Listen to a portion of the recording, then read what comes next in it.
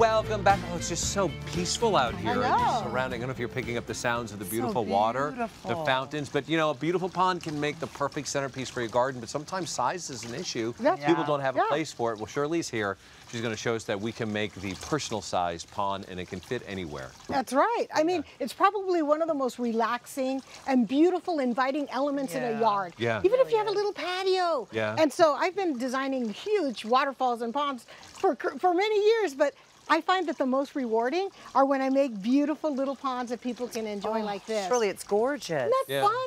And it's very simple. Is it? Because it looks like you need a lot to make this. What do we need? Okay, here's, actually I have a video that's going to show you lots of great information. You start with a liner. This is a pond liner. It doesn't have drain holes, so the water's not going to go through it. But as you can see, it's not very attractive. So I put it into a large whiskey barrel, and then I bought a pond. This is a nice small pond for this size. And then I have a fountain addition, which you're going to see how beautiful it's going to spill water out for us. And there you go. That's how easy it is to put together.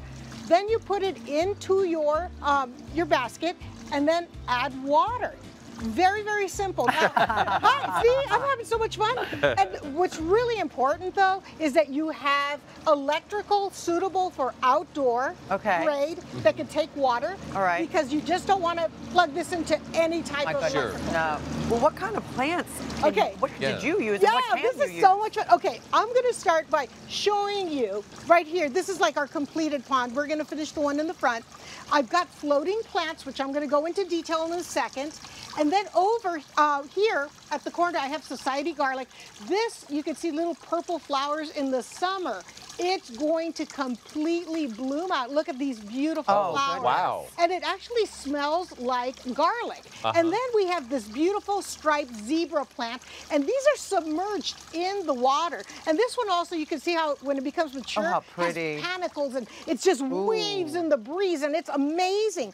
But I want to show you a little bit more of a close-up on the floaters. Okay. Because you know what, guys? If you want to start with your personal pond and you don't really know how to take care of a plant or you think you're going to kill it, you can't kill the water hyacinth. Look at this. This is a plant that here are the exposed roots. There's no soil. And this just plainly goes right into the water, just like this, and it will begin to float.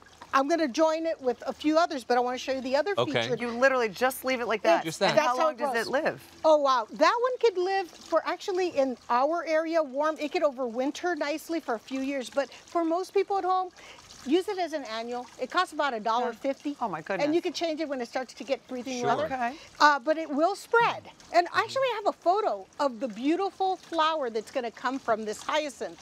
It's going to be a beautiful, look at that. That's what it's going to look like? Yeah, but keep in mind, I want to tell you something about the beautiful water hyacinth and this one, which is the water lettuce. They're gorgeous plants. You don't need a lot of them because if they escape into, like, say, a real waterway, they're very invasive. They're very invasive. Some places don't even allow you to have them, but they're very, very welcome in a personal pond like this. So what I want to show you is that I have a few more here. When you set your plants out, you don't need to cover the whole thing 100% with plants, and that's going to be a temptation. You're going to say, why not? Well, number one, these are going to double in size in a few weeks. Oh, that's really? Yes. Ooh. They grow and grow. For instance, the hyacinth here that I have in my hand, this is going to put out some runners, and it's going to just start multiplying. So I would say fill it about 2/3 with plants. They will grow in. They will start to fill in the area. And some people are concerned about, say, algae. Yeah.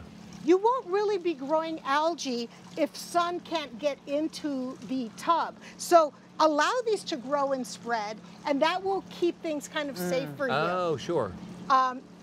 We want another beautiful big plant. Oh, wow, that's going to go inside? Yes. This one, a lot of people, maybe at home, you have canna lilies. You know them as annuals, or you have them in your garden. They can be submerged. And so... The whole thing? Yes, just like this.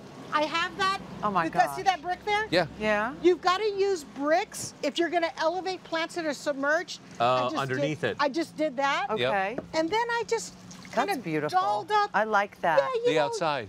So simple. It's just moss? It's just get yourself some sheet moss and get yourself a staple gun. Staple it to your plastic liner, kind of finishes it off, and then surround it with greenery, some flowers, and give it that sense of, you know, destination. Sure. I would usually say, how often do you need to water these? But since they are inside the water, how would you care for these? Is there anything special you need to do? How often do you dirt these? You know what? Here's something. That's not such a silly question.